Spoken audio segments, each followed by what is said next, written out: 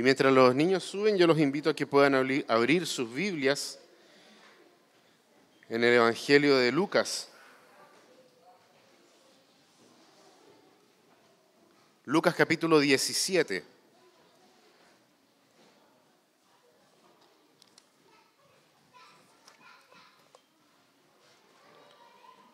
En Lucas capítulo 17,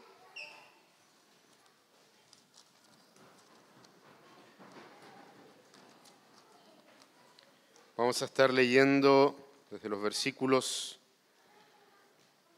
11 hasta el 19. Lucas 17, del verso 11 hasta el versículo 19. Acompáñame ahí en la lectura de la palabra de Dios. Un día, siguiendo su viaje a Jerusalén, Jesús pasaba por Samaria y Galilea.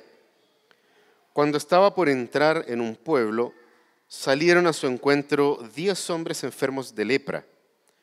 Como se habían quedado a cierta distancia, gritaron: «Jesús, Maestro, ten compasión de nosotros». Al verlos, les dijo: «Vayan a presentarse a los sacerdotes». Resultó que, mientras iban de camino, quedaron limpios. Uno de ellos, al verse ya sano, regresó alabando a Dios a grandes voces, cayó rostro en tierra a los pies de Jesús y le dio las gracias, no obstante que era samaritano. ¿Acaso no quedaron limpios los 10? Preguntó Jesús. ¿Dónde están los otros 9? ¿No hubo ninguno que regresara a dar gloria a Dios excepto este extranjero? Levántate y vete, le dijo al hombre. Tu fe te ha sanado. Oremos.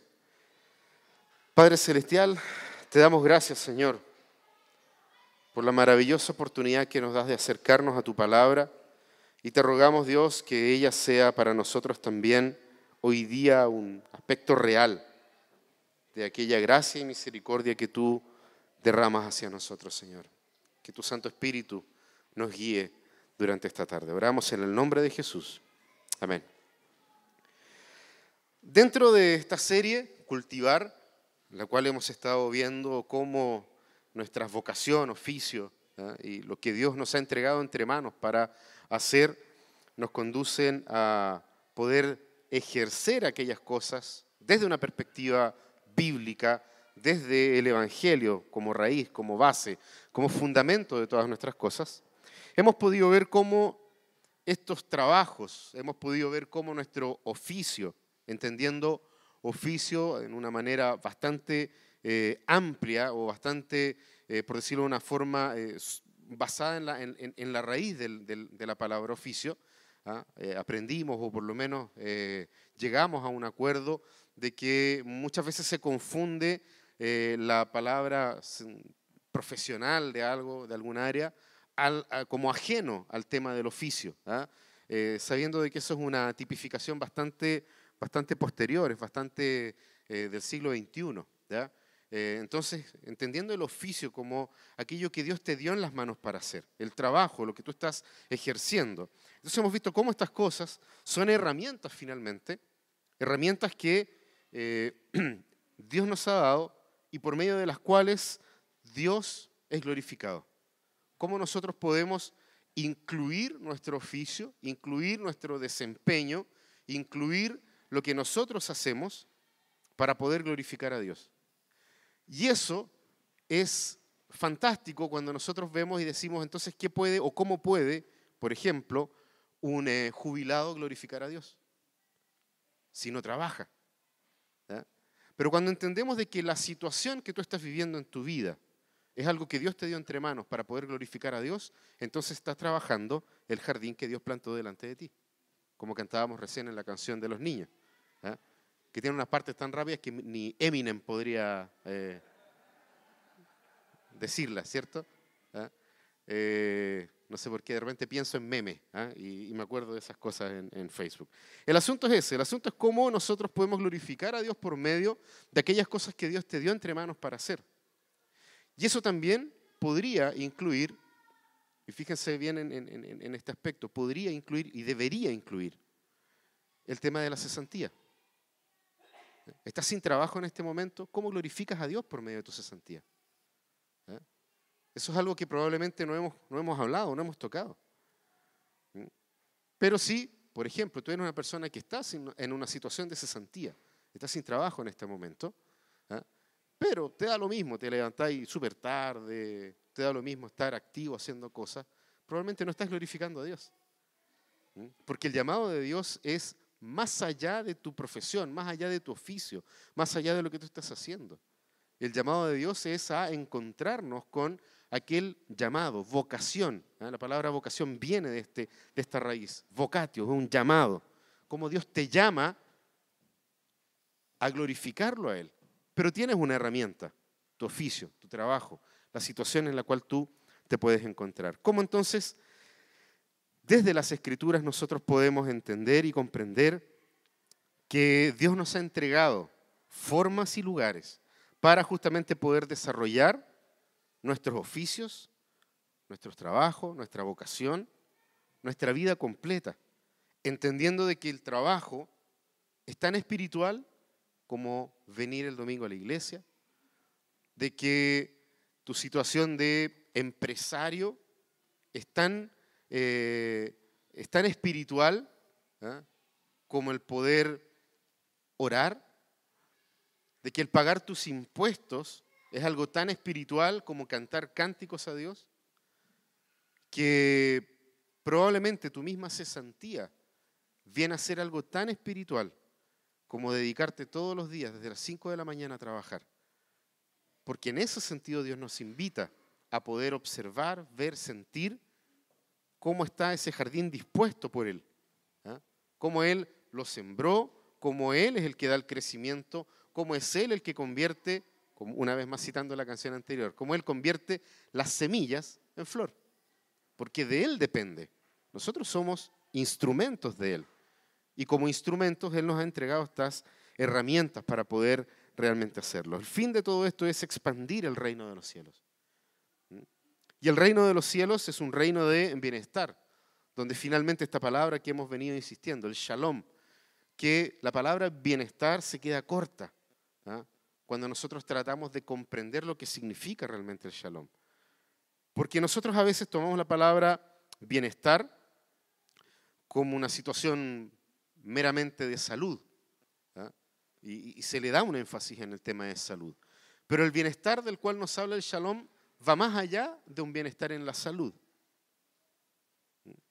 Podemos usar la palabra bienestar o paz, como se traduce shalom, como una situación de ausencia de conflicto. Pero el shalom de Dios va más allá de la ausencia de conflicto. Finalmente, el bienestar en la salud, finalmente la ausencia de conflicto es un sustrato, es el resultado de que el shalom de Dios se está implantando en medio de este mundo caído.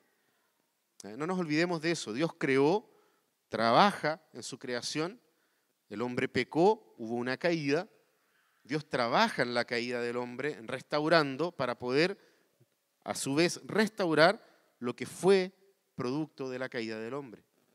Estas tres palabras son también un eje de una u otra manera de esta serie. Creación, caída y redención. Para llegar hasta el punto final que Cristo va a completar, que es la consumación de todas las cosas. Y que todo realmente vuelva a ser como Dios ha querido. Hoy día vamos a ver una tercera forma a través de la cual nosotros podemos cultivar lo que Dios nos dio. Y esto es cómo nosotros podemos ser hacedores del shalom. Porfa. Entonces, cultivar de una u otra forma sanando la ciudad. Cómo nosotros somos agentes activos de esto que Dios está haciendo a través de nosotros. De lo que Dios quiere desarrollar a través de la iglesia, a través de su pueblo, a través de las personas que Él ha llamado para su propia gloria. ¿Cómo nosotros entonces somos hacedores de el shalom? Y aquí nosotros tenemos una declaración. Ser hacedores del shalom. Fíjense que por causa de la caída, Si ustedes observan a su alrededor y sobre todo más o menos desde en esta fecha en adelante, o probablemente después del 18 en adelante, sobre todo las personas que están en cuarto medio, ¿ah? O por lo menos los que ya salieron de cuarto medio y están en un año sabático y están empezando a enfrentar la tensión de lo que significa dar una prueba que les va a facultar o les va a capacitar para poder acceder a la universidad. Hay algunas carreras, hay algunos oficios, algunas profesiones que pareciera ser, y aquí quiero enfatizar esto, pareciera ser que tienen una relación más íntima o que estarían más ocupadas en poder colaborar en la restauración de un mundo caído, como por ejemplo medicina, enfermería. ¿Qué otro aspecto tal vez más visible de la caída del hombre que la enfermedad? Y entonces ahí uno podría decir, y la mejor forma entonces de poder restaurar, colaborar, ser un agente de Dios para la restauración del mundo caído es a través de la medicina. Pero fíjense que nos quedaríamos sumamente cortos si solo nos concentramos en eso. Porque aquí tal vez deberíamos incluir a otro tipo de personas que trabajan en situaciones similares. Por eso hablo de una aparente manera que tienen ciertas profesiones de poder enfrentar esta situación y esta realidad. Aquí, por ejemplo, nosotros podríamos hablar de los trabajos en el área de la salud, podríamos hablar acá de gente que trabaja en terapias en general, ¿ah? Psicólogos, psiquiatras, terapeutas ocupacionales, podríamos hablar de personas que trabajan en esta área, en reinserción, personas que trabajan en la obra de reinserción. Hablemos de reinserción laboral, hablemos de reinserción social, pero personas que trabajan de una u otra manera en esto, en inclusión de discapacidades, como frente a algo visible como es la capacidades distintas o la discapacidad, nosotros entonces tenemos profesiones, oficios que colaboran y ayudan de manera mucho más activa en poder incluir a este tipo de personas. ¿Ah? Entonces nosotros tenemos aquí una mirada bastante amplia de esto. El tema del servicio social, etcétera. Tenemos muchas formas en las cuales, o a través de las cuales, podríamos ver una aparente entrega mayor. Da la impresión de que ellos estuvieran aún más comprometidos con esto. Pero hay una verdad que la Biblia nos fundamenta y que es por lo tanto, una verdad absoluta. Si nosotros simplemente nos limitamos a observar y a ver este tipo de profesiones, de oficios, de desempeño humano, como la única vía, el único camino para poder enfrentar a un mundo caído o colaborar en justamente la restauración de un mundo caído, entonces tendríamos ciertos oficios, ciertas profesiones y ciertas actividades humanas como mayores que otras. Y claramente nosotros tenemos que ver a la luz de la Escritura de que desde aquella persona que practica la artesanía hasta aquel científico que pudiese estar descubriendo el fin de las enfermedades más terribles de la humanidad, todas convergen en un solo punto, y es el hecho de que Dios, a través de Cristo, quiere restaurar el mundo caído. Entonces no podemos simplemente ver este tipo de profesiones, este tipo de actividades como aquellas que son más activas para poder desarrollar este trabajo. Entonces aquí surge claramente una pregunta. ¿Cómo a través de nuestro oficio somos hacedores del shalom? Como por ejemplo el Pato, que trabaja ahí con cámaras, con computadoras y ejerce esta función de poder editar videos, subirlos a la red para que haya personas que se capaciten en estas páginas de capacitación online. ¿Cómo entonces el Pato podría a través de estos software y este tipo de herramientas glorificar a Dios, colaborar, ser un agente colaborador de Dios en el desarrollo de cómo podemos finalmente restaurar este mundo? ¿Cómo podemos ser hacedores del shalom a través de eso? Como por ejemplo una persona que cumple una función de aseo en una ciudad, en una empresa, la persona que limpia los baños y que es creyente, que es un hijo de Dios, como un operador del Transantiago, que es un hijo de Dios, puede ser un colaborador de Dios en la restauración de todas las cosas. ¿Cómo esta persona puede ser digamos, el tipo de agente del shalom? ¿Ah? ¿De qué manera no sé, un cajero bancario lo puede hacer? ¿Ah? ¿De qué manera el Rodrigo, ahí en su trabajo como ingeniero en prevención de riesgos, podría ser parte de esto? Fíjense, cada uno de ustedes tiene una función. Como un estudiante. Yo todavía no tengo una profesión. Sí tienes algo entre manos. Dios te entregó un jardín por delante. Y es ahí donde Dios te está invitando entonces a poder cultivar este jardín. ¿Cómo? Entonces a través de nuestros oficios somos hacedores del shalom. Y este texto que nosotros acabamos de leer nos permite responder a esta pregunta. Y lo primero que nosotros vemos en el texto tiene que ver con nuestra vocación, con el llamado de Dios a nuestras vidas, y nos muestra el propósito de Dios para nuestros oficios. Como primera cosa, y antes de ver esto en el texto, tal vez destacar acá de que Dios primero nos llama a ser sus hijos. Ese es el primer llamado de Dios. Dios despierta nuestra alma, Él abre nuestro corazón, Él habita a través de su Espíritu en nosotros, nos trae de muerte a vida, y entonces nosotros despertamos a esto, nacemos de nuevo, nos hace sus hijos al momento de confesar y reconocer de que Jesucristo es el Señor de nuestra vida. ¿Ya? Luego de aquello, siendo parte del pueblo de Dios, entonces Él ahora nos delega un segundo llamado, que es a través de nuestra vocación, de lo que nosotros hacemos. Y esto es algo que nosotros no nos damos ni cuenta. De pronto sí nos podemos tal vez percatar de que había cosas que yo antes no hacía en mi trabajo y ahora sí las hago. Eso tú descubres y dices, estoy, no sé, por decir una idea que se me viene a la cabeza, estoy orando todos los días antes de comenzar mi trabajo. Probablemente es algo que tú antes no hacías. Y ahora sí lo haces, y lo haces de forma voluntaria, lo quieres hacer. Te sientes incompleto tal vez cuando incluso no lo haces. Y ahí entonces tú dices, mira, aquí hay un resultado hermoso de algo que pasó antes. Y el hecho de que Él me llamó para ser su hijo, para ser parte del pueblo de Dios. Entonces eso, si te fijas, es independiente del trabajo, del oficio, de lo que tú estás desarrollando.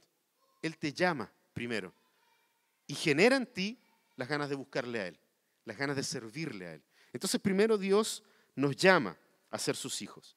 Sin este llamado no hay shalom. Y esto también es algo que nosotros tenemos que percibir en nuestra vida. Si no hay llamado, no hay shalom. Puede haber buenas obras en una persona, lo que podríamos nosotros calificar como gracia común de Dios. ¿Por qué personas inconversas hacen el bien? Gracia común, Dios quiere que ellos lo hagan. Pero eso no significa que esas personas hayan sido nacidos de nuevo. Eso no significa que estas personas hayan entregado su vida a Cristo. Es gracia común. Es parte de Dios hace el bien a través de quien Él quiere, porque Él es Dios. ¿Ya? Pero primero necesitamos nosotros ser llamados para que exista shalom. Para que haya un hacedor del shalom, tiene que haber primero un llamado del Dios de la paz, del Dios del shalom. Puede haber, como decía, buenas obras, pero no shalom en un sentido estricto. Por el mismo hecho de que un inconverso puede hacer el bien, pero no es su naturaleza hacer el bien. Su naturaleza es hacer el mal. Así como tu naturaleza y la mía son constantemente incitadas a hacer el mal, porque esa es nuestra naturaleza. En Cristo, Él nos ha dado una nueva naturaleza. Las cosas viejas pasaron y aquí todas son hechas nuevas. Y por lo tanto nuestra motivación ahora, a pesar de tener una inclinación al mal, es hacer el bien. Esto es como Megamente. ¿Vieron Megamente? Fantástica, una película maravillosa. Megamente dice, no te rías Israel, de Megamente. Chiste interno, perdón. Megamente es un héroe villano o un villano héroe, por decirlo de alguna manera. Él descubre que su esencia y lo que mejor le sale, lo que él mejor hace, es hacer el mal. Y él cuando descubre esto dice, esto es maravilloso, he sido creado para hacer el mal. Y se jacta de su maldad, ¿ah? Y crea formas para ser más malo todavía. Lo interesante es que existe, voy a hacer spoiler de la película si no la han visto, lo siento mucho, pero es una película ya muy vieja. Existe en él un minuto en que hay algo que transforma su ser, ¿ah? Que en el caso de la película es el amor. Él se encuentra con el amor y él dice, como está enamorado, entonces él dice, aquí hay cosas que hacer, hay cosas que hacer diferentes, ¿ya? Y él entonces, por causa de ese cambio interno, él, queriendo hacer el mal, termina haciendo el bien, ¿ya? Y por más que él quiera hacer lo malo, termina haciendo algo bueno. Y al final él descubre y dice, algo pasó dentro de mí que ahora me siento cómodo, me siento bien haciendo el bien, ¿ya? Con algunas tintes de mal, ¿eh? Porque también al final de la película él bromea con su maldad delante de la gente y todo lo demás. Megamente es un probable ejemplo de lo que sucede con nosotros cuando hemos nacido de nuevo. Me quedo corto con el ejemplo, ¿eh? Pero es más o menos algo que nosotros podemos palpar ahí cómo sucede con nosotros. Nuestra naturaleza es hacer el mal, pero por causa de lo que Dios hace en nosotros, terminamos haciendo el bien igual, porque esa es nuestra nueva naturaleza, ¿eh? Entonces ahí cabe cualquier oficio. Pensemos, por ejemplo, en Zaqueo. Zaqueo, la palabra nos dice que era un cobrador de impuestos, ¿cierto? Al igual que otro cobrador de impuestos que la Biblia nos habla, que se transformó en un apóstol de Cristo, que es Mateo. Mateo y Zaqueo son un muy buen ejemplo de esto, porque ambos son llamados vocatio, un llamamiento de Dios a sus vidas. Jesucristo a Mateo le dijo, ven y sígueme. ¿Y qué hace Mateo? Dejando todo, él hace ¿qué cosa? Sigue a Jesucristo. Pero el caso de Zaqueo es distinto, porque Cristo también lo llama. Y lo llama de manera tal de que su vida es sumamente transformada. Y el texto bíblico nos muestra eso. Dice que Zaqueo fue y devolvió lo que había robado. Zaqueo fue justo en ese momento. Devolvió lo robado, repuso lo que él había abusado. Pero en la Biblia, si ustedes se fijan, no nos dice que Zaqueo dejó su pega como cobrador de impuestos. Y si no lo pone el texto, lo más probable es que Zaqueo haya seguido siendo un cobrador de impuestos, porque eran necesarios los cobradores de impuestos. Tenía que haber alguien del pueblo, en este caso de Israel, de los judíos, que juntara los impuestos de ese pueblo y los entregara a las arcas fiscales. Imagínense qué tremendo acto espiritual de un hombre transformado por Cristo. ¿Cómo Zaqueo finalmente se transforma en un cobrador de impuestos justo? Donde él cobraba lo justo por hacer su trabajo. Y eso él lo entregaba entendiendo todas las palabras de Jesús, incluida aquella que decía, den al César lo que le pertenece. Vida transformada. Entonces, ¿cómo un contador puede glorificar a Dios? Por medio de su trabajo. ¿Cómo podemos ser nosotros hacedores de este shalom? Dios nos llama y es por eso que nosotros podemos ser agentes del shalom. Abraham Kuyper, un hombre de Dios, un holandés, ya hemos hablado de él en otras oportunidades, en el libro Conferencias sobre el Calvinismo, es interesante cómo él dice lo siguiente: nosotros, él habla sobre el pueblo de Dios, alabamos a Dios en la iglesia y servimos a Dios en el mundo. ¿Ya? Repito, alabamos a Dios en la iglesia y servimos a Dios en el mundo. O sea, son los llamados por Dios. Iglesia, cuerpo de Cristo, son los llamados por Dios a ser sus hijos, los que tenemos, por otro lado, un llamado a ser hacedores del shalom en el mundo. ¿Se dan cuenta de cómo lo pone esta misma situación este hombre, Abraham Kuyper? ¿Por qué? Porque finalmente Jesús está cumpliendo con su propósito y Jesucristo cumple con su propósito a pesar de nosotros mismos. Jesús va cumpliendo con el propósito que Él tiene para haberte llamado a pesar de ti mismo, a pesar de lo que nosotros podamos hacer. Fíjense que Jesús en este sentido está cumpliendo con su propósito. Fíjense en el versículo 11. ¿Ya? Y aquí, por favor, lo primero que nosotros vemos es, no sanando la ciudad, sino que lo que viene después. Somos hacedores del shalom, o el ser hacedores del shalom.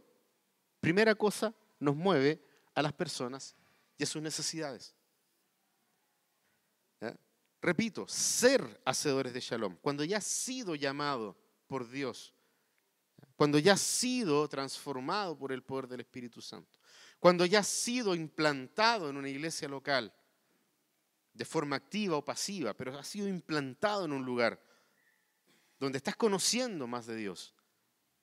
Desde esa posición, ser hacedores de shalom, lo primero que nosotros vemos en el texto es que nos mueve, nos impulsa, nos llama a poder a ver a las personas y sus necesidades. Jesucristo está haciendo esto. En el versículo 11 dice, un día, siguiendo su viaje, ¿a dónde? Siguiendo su viaje, ¿hacia dónde? Va pasando por Samaria y por Galilea. ¿A dónde se dirige Jesús? A Jerusalén. ¿Se fijan en ese detalle? ¿A qué iba Jesús a Jerusalén? A morir. ¿Cuál es el propósito por el cual Cristo vino? A morir. Esto es súper interesante en el Evangelio de Lucas, porque el Evangelio de Lucas está escrito por un gentil convertido que está tratando de contarle a los demás cómo este Jesucristo abre el mundo de la salvación a los gentiles. Esta carta está escrita a un gentil, a Teófilo.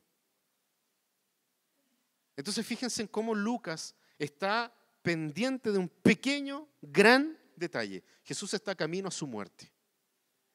Jesús está entendiendo su propósito en la tierra. Y no solamente lo está entendiendo, lo está llevando a cabo. No se detiene, no coloca su mirada en otro lugar, pese a que Satanás ya lo había tentado. Te doy todo esto si tú, postrado, me adoras. Jesucristo tiene un propósito, pero Él como hacedor del shalom va en pro de ese llamamiento supremo, de ese llamado de Dios, de lo que Dios le dijo que tenía que hacer. Y no solamente se lo dijo, se lo plantea, Él lo quiere hacer. La Biblia es clara cuando Él dice que nadie le quitó la vida, porque Él la puso. Él quiso morir. Y Jesús, según lo que Lucas nos está diciendo, va camino a Jerusalén queriendo cumplir. Jesús es la máxima de los hacedores del shalom. Y podría en ese sentido transformarse en nuestro ejemplo. Pero si solamente decimos, Jesús es nuestro ejemplo de cómo nosotros, ninguno de nosotros da el ancho. Ninguno de nosotros podría siquiera tratar de seguir el ejemplo de Jesús. ¿Por qué? Porque nuestra naturaleza caída nos los impide. Es difícil hacerlo.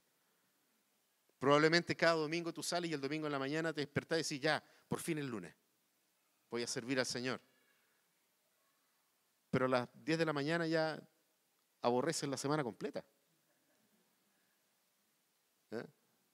Primera conversación con el jefe y listo. Se acabó el bendito lunes. ¿Eh? No podemos. Si nosotros simplemente colocamos a Jesús y decimos, ahí está nuestro ejemplo, sigámoslo. O sea, si eres sincero contigo mismo y si eres sincera en tu quehacer, vas a decir, mejor dejémoslo colgado en la cruz y se ve bonito, incluso estéticamente hay una cruz bonita. No podemos hacer el ejemplo de Jesús, es difícil. Pero fíjense, y aquí yo los invito a mirar más para atrás en el Evangelio de Lucas.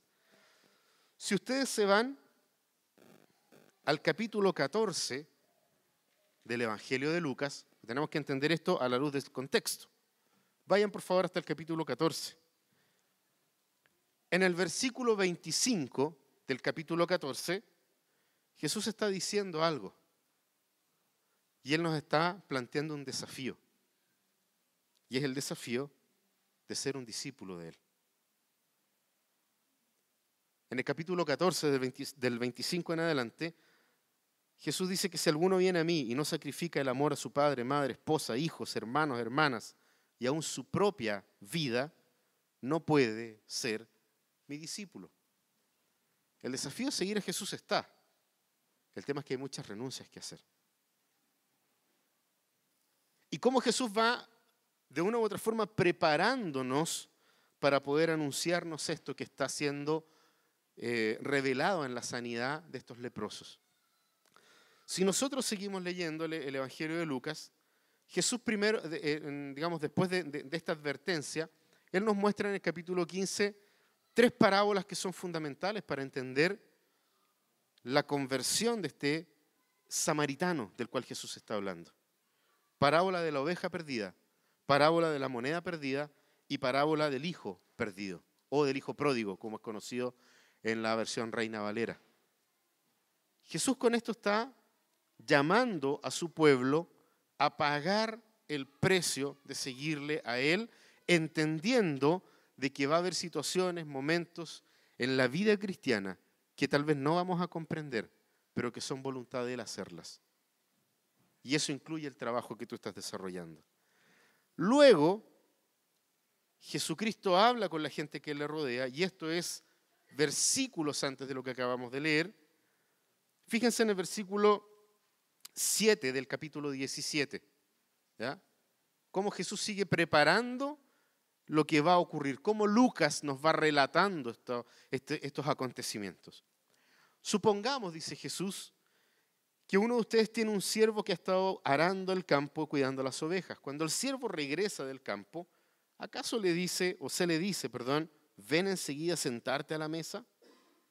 ¿No se le dirá más bien, prepárame la comida y cámbiate de ropa para atenderme mientras yo ceno y después tú podrás cenar?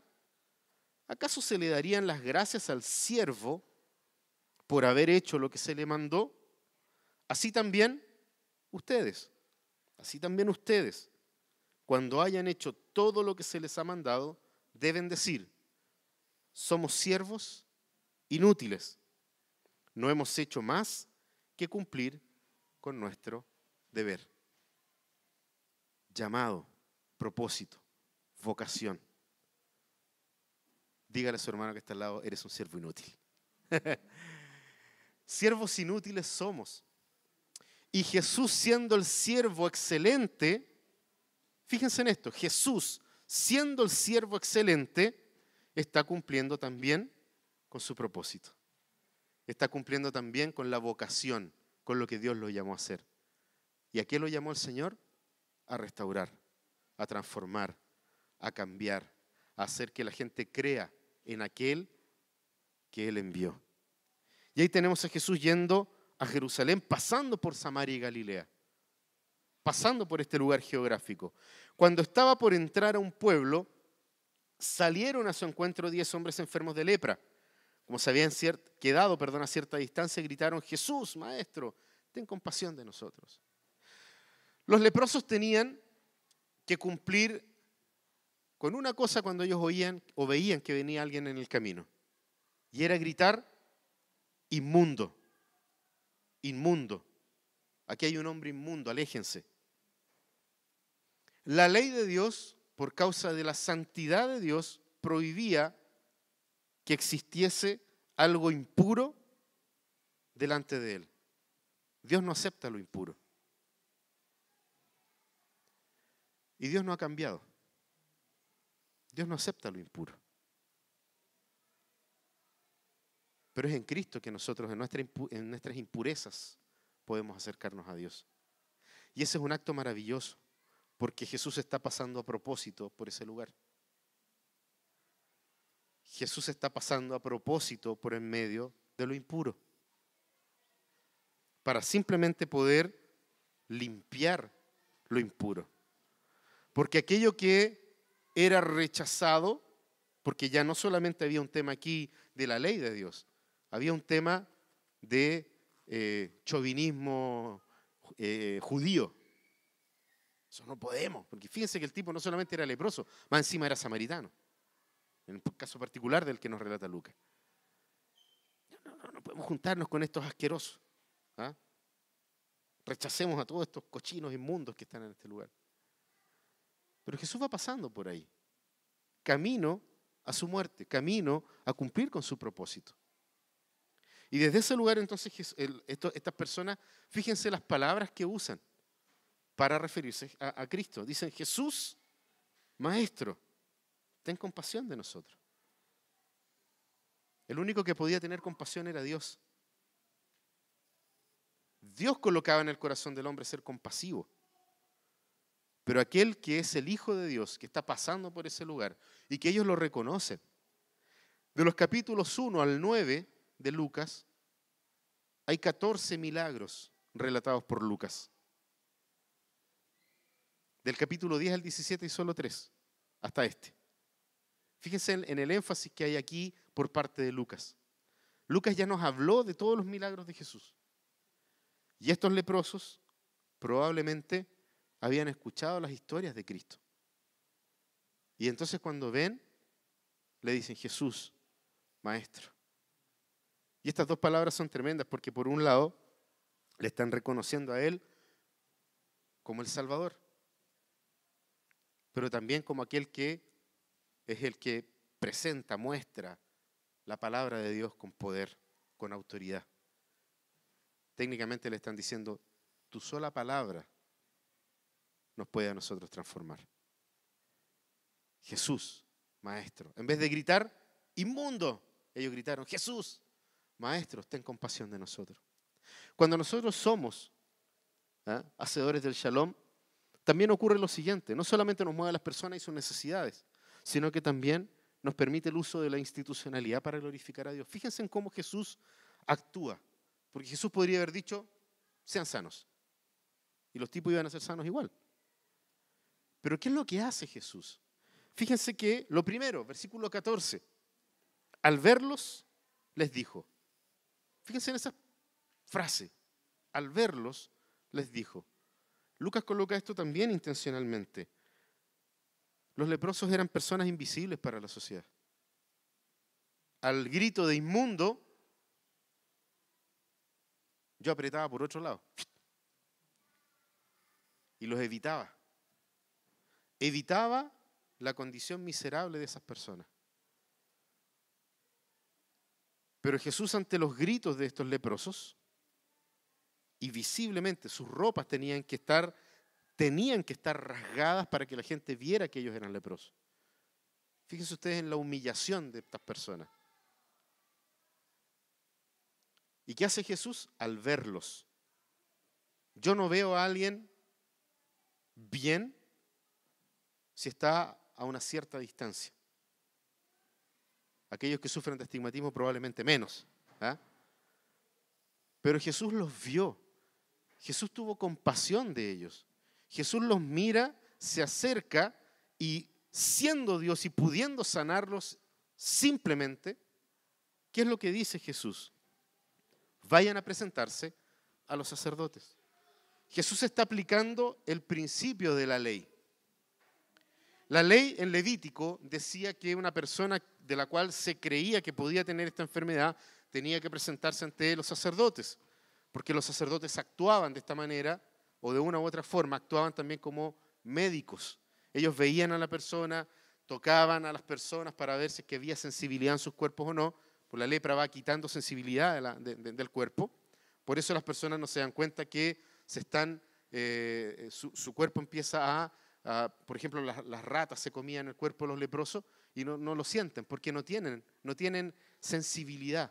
Entonces se presentaban delante de los sacerdotes, los tocaban, veían si que tenían sensibilidad y decían: si esta persona tiene lepra. Entonces tenía que ser confinada a las afueras de la ciudad. Si una persona creía estar sana o veía que realmente la lepra se había ido de su cuerpo, lo primero que tenía que hacer era volver y presentarse donde los sacerdotes. Eso es lo que la ley decía. Ni en esto Jesús estuvo en contra de la ley de Dios. Él les dice lo que tenían que hacer. Vayan y preséntense, usando la institucionalidad, respetando lo establecido. Vayan y preséntense ante los sacerdotes. Resulta ser que mientras iban de camino, Aquí no nos dice si iban a probablemente iban a la ciudad más cercana donde hubiera un sacerdote. ¿Ya? Probablemente ellos corrieron hasta el lugar más cercano donde alguien los podía atender en esta situación. Mientras iban de camino quedaron limpios. O sea, el uso de la institucionalidad por parte de Jesús es parte de la acción restauradora de Dios hacia la humanidad. Ellos quedaron limpios y probablemente todos se percataron que estaban limpios, pero Lucas se detiene en uno. Se detiene en uno de ellos. La Biblia no nos dice de qué nacionalidad eran los otros samaritanos, o sea, los otros leprosos. Pero si Jesús estaba pasando por Samaria y Galilea, o eran samaritanos o eran judíos. O eran samaritanos o eran judíos.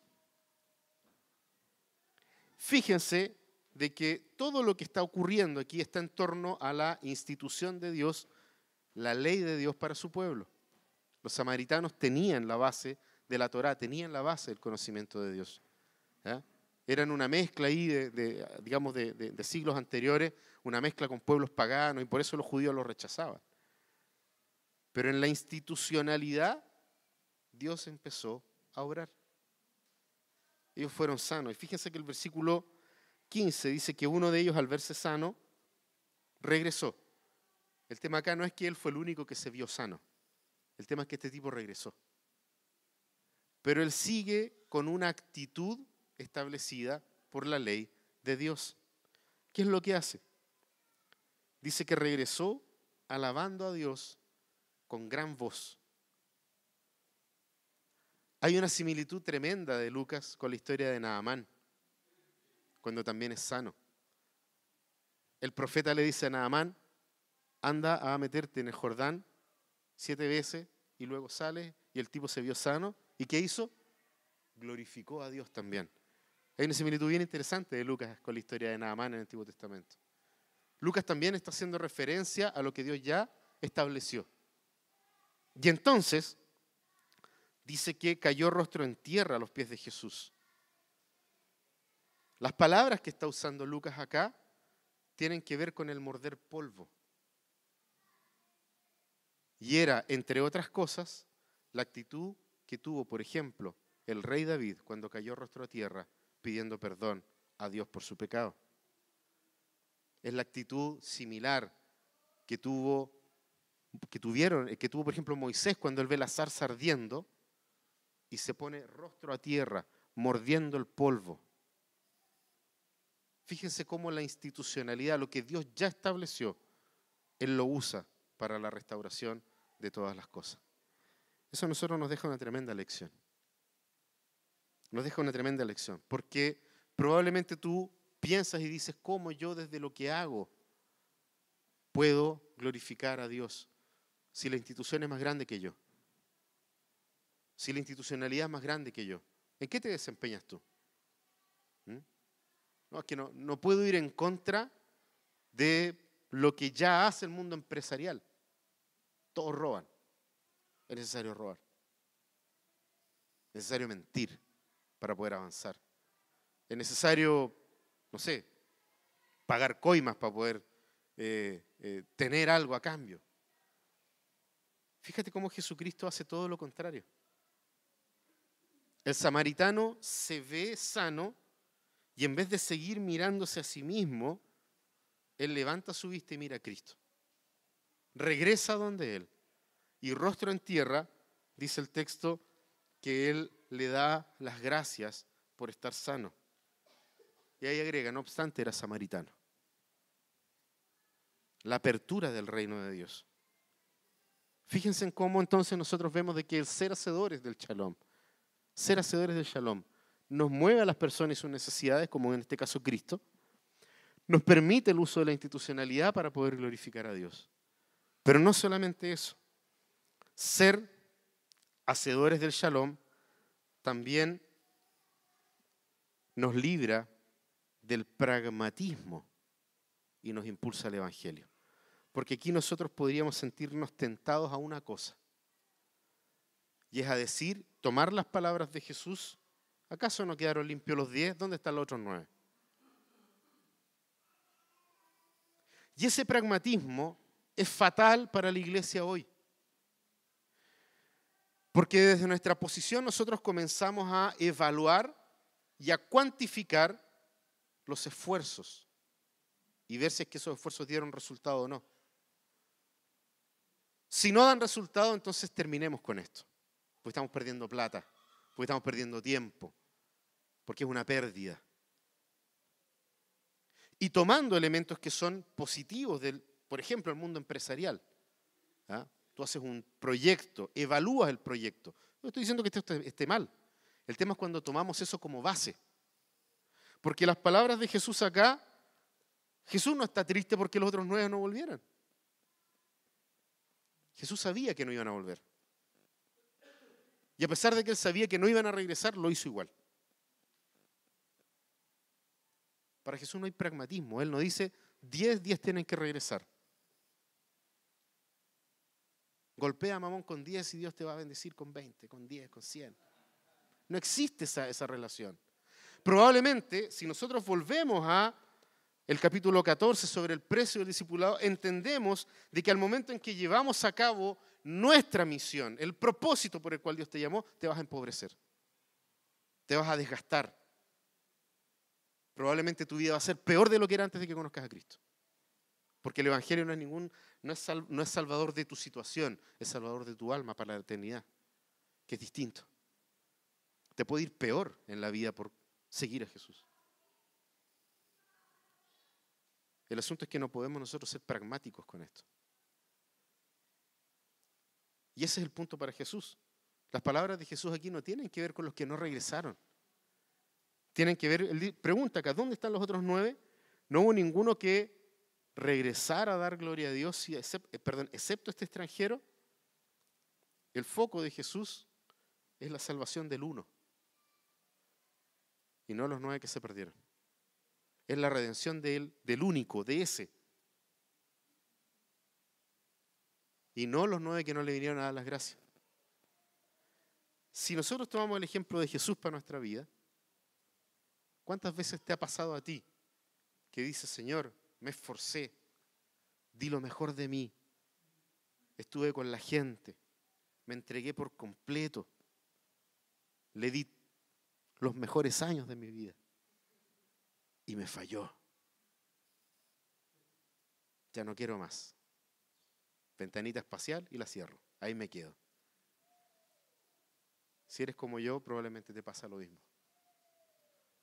Somos pragmáticos en el hacer el bien. No voy a hacer el bien mientras me retorne bien. Bien por bien. Jesús nos invita a hacer el bien a sabiendas de que vamos a recibir lo malo de vuelta. Dios nos invita a desarrollar nuestro oficio, nuestra vocación, nuestro llamado, haciendo siempre el bien, lo mejor, lo bueno. Como hemos visto anteriormente en esta misma serie, como si se tratara de hacerlo para Él, sin importar lo que pueda venir a cambio. Sin importar que hay 9 que no regresaron, pero nos impulsa finalmente a hacer el bien con el único fin de poder entregar el Evangelio a estas personas. ¿Qué es lo que le dice Jesucristo al final? Levántate y vete. Le dijo al hombre, tu fe te ha sanado. Una fe que brota desde Cristo mismo. Una fe que nace del corazón de Dios y que es implantada en el corazón del pecador para hacer el bien, pero ir más allá de hacer el bien.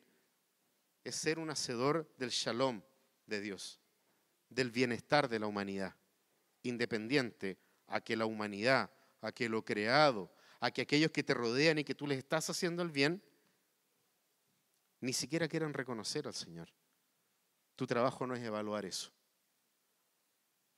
Tu corazón no puede estar puesto en el juicio moral de decir yo lo hago mejor que tú. Yo volví a agradecer a Dios y tú no. El punto no está ahí. El punto es la salvación del samaritano. El punto es cómo alguien que no conocía a Cristo, lo conoció en gloria y majestad. Porque no solo le sanó el cuerpo, sino que al momento en que él se ve limpio y regresa a Dios, es una demostración clara de que su corazón también fue sanado, de que su vida completa fue restaurada. La palabra de Dios nos invita a eso, a hacer el bien, siempre, sin importar si las personas regresan a darle la gloria a Dios, porque ese no es tu trabajo. Tu trabajo es hacer el bien, porque por medio de ello glorificas a Dios. Hazlo bien tú, porque lo estás haciendo para tu Señor. Hazlo bien tú, porque lo estás haciendo por el bienestar de los demás. Hazlo bien tú, porque en la iglesia, como decía Kuyper, alabamos juntos a Dios. Este es el espacio en donde tú te llenas de esto. La relación con tus hermanos en Cristo te permite esto. Alabamos a Dios en la iglesia, en el pueblo de Dios, y servimos al mismo Dios en el mundo. Esa acción se desarrolla en nosotros en la medida en que nos profundizamos nuestro conocimiento de nuestro Señor. Como le pasó a este samaritano, que sabía algunas cosas, conocía algunas cosas respecto de la ley de Dios. Pero desde el minuto en que tuvo un encuentro real con Cristo, su vida fue completa y absolutamente transformada por el poder del Evangelio, por el poder del Espíritu Santo en su vida. Es posible servir al Señor, glorificar a Dios, ser un hacedor del Shalom en cualquier cosa que tú estés desarrollando hoy, en cualquier función donde Dios te haya puesto. Porque lo puedes estar haciendo hoy desde tu profesión, desde lo que estudiaste, de lo que te has preparado. Gloria a Dios por eso. Pero mañana puede que ya no tengas ese trabajo. Y eso no significa que no puedas glorificar a Dios en otra función, en otro trabajo, desarrollando algo que probablemente ni siquiera es lo que estudiaste. Como el 40% de la población chilena. Y tal vez me quedo corto. Tal vez invertido, es 60%. Que terminan trabajando en algo que no estudiaron. Pero gloria a Dios también por eso. Porque es Dios que te colocó en ese lugar. No estaba hoy día, era un palo blanco, pero no está hoy día. Pregúntenle a Ivonne. Ella estudió una carrera y está trabajando en otra cosa. Y se siente súper bien haciendo la pega que está haciendo. O por lo menos no dice todos los días, estoy aquí en esta pega que no me gusta. Esto no es lo que yo estudié. Glorifiquemos al Señor mientras podamos. Aquí en la tierra, ejerciendo, laborando en lo que Dios nos dio. Quiero compartirles al final una reflexión que encontré en un libro. Si por favor Pato la puede colocar acá. Este autor a los hacedores del Shalom le llama a los pacificadores. ¿Ya? Y él dice, los pacificadores son personas que respiran gracia. Respiran gracia. Dibujan constantemente la bondad y el poder de Jesucristo, trayendo su amor, misericordia, perdón, fortaleza y sabiduría a los conflictos cotidianos. Dios se deleita en respirar su gracia a través de los pacificadores y los usa para disipar la rabia, mejorar los malentendidos, promover la justicia y animar al arrepentimiento y a la reconciliación. Esos son los pacificadores. Esos son los hacedores del Shalom. Dios se deleita en respirar a través de ti su gracia para alcanzar a esta humanidad caída. Que el Señor nos anime, que el Señor nos permita cumplir con el propósito para el cual hemos sido llamados. Los invito a que podamos orar. Padre Celestial, te damos gracias, Señor, porque nos has llamado primero a ser tus hijos. Y no hay mayor honor, Señor, en este mundo que haber sido llamados por el Creador para poder alabar su nombre y glorificar su nombre en la tierra. Padre Celestial, que tu gracia y misericordia realmente nos impulsen día tras día para poder ser reflejo tuyo en una humanidad que tanto anhela y que tanto necesita por un Redentor y por un Salvador. Permítenos, Señor, ser esos agentes de cambio, esos transformadores, esas personas, Señor, hacedoras del Shalom, que podamos nosotros cultivar el jardín que has puesto por delante de nosotros, ser estos pacificadores que nos permita finalmente mostrar y dirigir las miradas, así como la mirada de este leproso sano se dirigió a Cristo, que por medio de nuestro actuar, que por medio de lo que nosotros hacemos, poder dirigir las miradas también a Cristo, para que ellos puedan escuchar como el samaritano, tu fe te ha sanado. Oramos en los méritos de Cristo Jesús. Amén.